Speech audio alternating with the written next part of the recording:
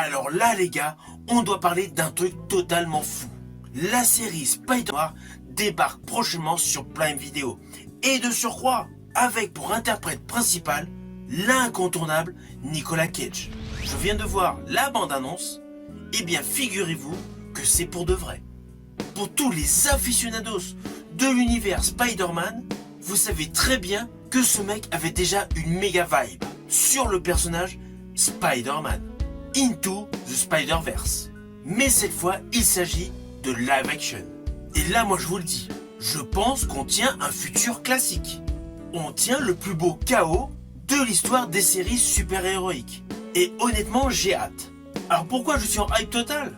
Déjà, par le fait de retrouver Nicolas Cage en trench coat, ambiance années 30, qui selon moi assure un mariage parfait.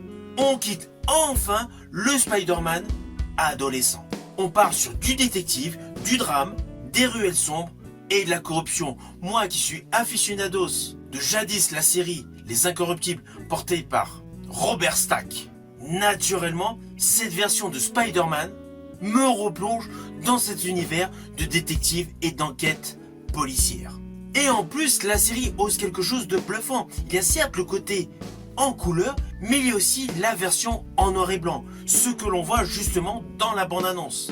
La colorimétrie semble présenter un vrai film noir avec du jazz et une violence beaucoup plus adulte. Au fil des images qui nous sont présentées, on comprend pleinement que le héros est tout simplement brisé psychologiquement.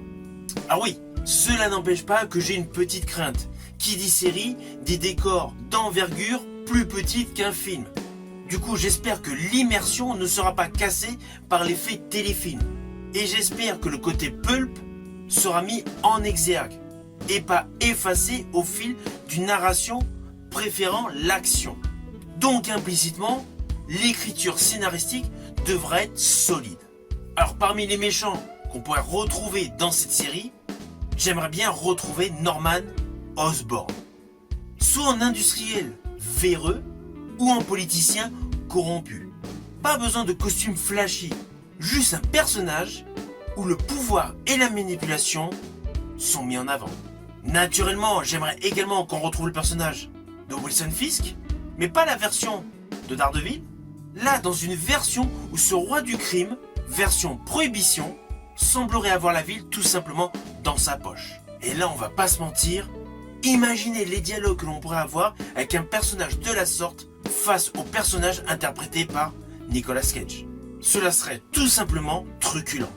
Alors comme autre personnage que j'aimerais bien voir dans cette série, ce qui est fort possible au vu de la bande-annonce, c'est le personnage Otto Octavius, scientifique dangereux qui assure des expériences interdites matinées d'une ambiance horrifique.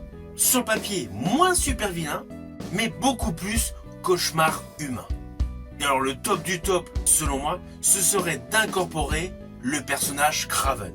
Imaginez une traque dans la nuit, sous la pluie, dans une ville pris de panique. Du pur cinéma.